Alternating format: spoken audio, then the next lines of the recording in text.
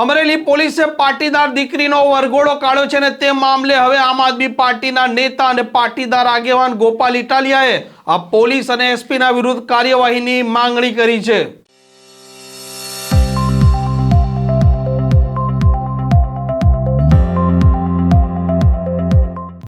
નમસ્કાર, આપ જોઈ રહ્યા છો હોટલાઇન ન્યૂઝ।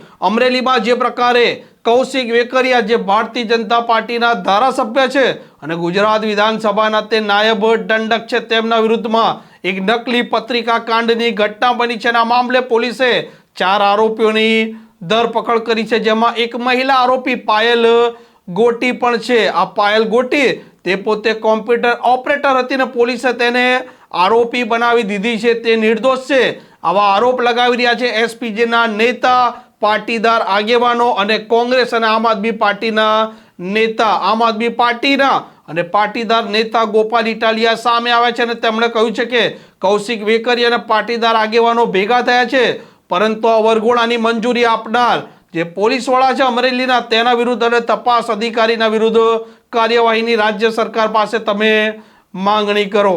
કે અમરેલીમાં જે ભાજપવાળાએ કાંડ કર્યો છે અને એક નિર્દોષ માસૂમ દીકરીનું સરઘસ કાઢ્યું છે અને અત્યારે એ દીકરી જેલમાં છે, એ બાબતે ભાજપના ધારાસભ્ય કૌશિક વેકરિયા, ભાજપના ધારાસભ્ય રમેશભાઈ અને બીજા ઘણા બધા ભાજપના આગેવાનો અને સાથે અન્ય સામાજિક આગેવાનોએ અમરેલીમાં એક મીટિંગ કરી છે એવું મને ટીવીથી જાણવા મળ્યું છે। આ મીટિંગનો મુખ્ય ઉદ્દેશ એ છે કે હવે જે દીકરી જેલમાં છે એને કેવી રીતે જેલ મુક્ત કરાવી એની ઉપર ચર્ચા કરવા માટે મોટા મોટા ભાજપના નેતાઓ, ધારાસભ્યો ભેગા થયા છે। મારી એ બધા જ જે ભેગા થયેલા ધારાસભ્યો છે, ભાજપના નેતાઓ, એને વિનંતી છે કે આ ગુજરાતમાં ભાજપના રાજમાં તોડબાજોને જામીન મળી જાય છે, બળાત્કારીઓને જામીન મળી જાય છે, ડ્રગ્સ માફિયાને જામીન મળી જાય છે, બુટલેગરોને જામીન મળી જાય છે, ગૌચર માફિયાને જામીન મળી જાય છે, તો એક નિર્દોષ દીકરીને જામીન મળવાના જ છે। એ જે જામીન મળવાના જ છે, કદાચ 1 દિવસ વહેલા મળે કે 5 દિવસ મોડા મળે, દીકરી 1000% નિર્દોષ છે તો જામીન મળવાના જ છે, એ જેલમાંથી છૂટવાની જ છે।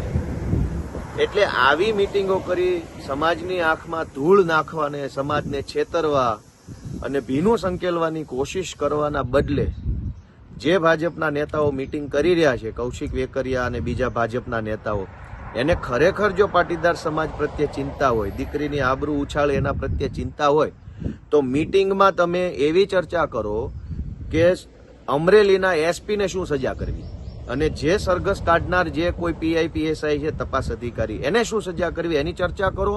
ચર્ચાના અંતે નિર્ણય કરો અને એ નિર્ણય તમારી ભાજપની સરકારને, તમારા ગૃહમંત્રી, તમારા મુખ્યમંત્રી સુધી પહોંચાડો। સમાજની આંખમાં ક્યાં સુધી ધૂળ નાખશો? એક દીકરીની ઇજ્જત ઉછાળ્યા પછી તે તમને સહેજે લાજ શરમ જેવું છાંટો નથી કે જેલ મુક્ત કરાવવાની મીટિંગ, અને મીટિંગમાં કોઈ વકીલ તો છે નહીં। આ રહ્યો એ દીકરીનો, પાયલબેનનો ભાઈ ગોપાલ ઇટાલિયા વકીલ છે, સુપ્રીમ કોર્ટ સુધી લડીને છોડાઈ લઈશું। તમારે ક્યાં એની મીટિંગ કરવાની જરૂર છે? તમે મીટિંગ એ વાતની કરો કે કચ્છના એસપીએ ભાજપની દલાલી કરી છે અને બેન દીકરીની જાહેરમાં ઇજ્જત ઉછાળી છે, અમરેલીના એસપીને શું સજા થવી જોઈએ? જાઓ, જઈને મુખ્યમંત્રી સુધી રજૂઆત પહોંચાડો। તમે ભાજપના ધારાસભ્યો છો। અમરેલી મીટિંગ કરી અને પાટીદાર સમાજને ગુમરાહ કરવાના બદલે સચિવાલયમાં મીટિંગ કરો, ગૃહ વિભાગમાં મીટિંગ કરો અને અમરેલીના એસપી અને અમરેલીના આઈઓ પીઆઈને તાત્કાલિક સસ્પેન્ડ કરાવડાવો ને એની ઉપર ઇન્કવાયરી બેસાવડાવો, તો એમ માનીએ કે સમાજ પ્રત્યે લાગણી છે। દીકરીને જેલમુક્ત કરાવવાની સ્ટ્રેટેજી બનાવવાની મીટિંગ, એ મીટિંગ કેવી હોય?